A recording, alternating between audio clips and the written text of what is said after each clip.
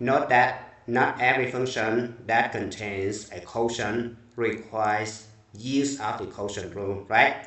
Now, for example, question A and B right here, we don't need to use quotient rule. If you use the quotient rule to solve this problem, it's okay, but it takes longer, right?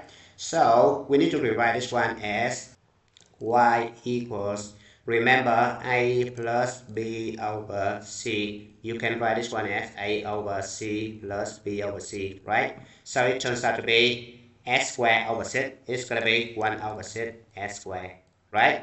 Now 3s over 6 is going to be 1 half s, right? Then I'm going to differentiate this guy, so it turns out to be y prime equals 2 over 6s plus 1 over 2, right? Now I'm going to simplify this one, it's going to be y prime equals 1/3 s plus 1 half, right?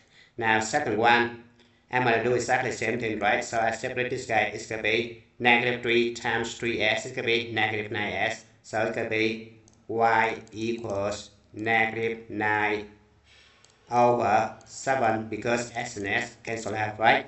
Then negative 3 times negative 2s squared is going to be 6s squared. Now 6s squared over 7s is going to be 6 over 7s, right? So I write over here plus 6 over 7s. Now I'm going to check the derivative of this one, so y prime equals derivative of a constant right here equals 0, right? So it's going to be 6 over 7. That's it, right? Thank you for watching. I hope you enjoyed the video. Remember that if you failing to prepare, you're preparing to fail.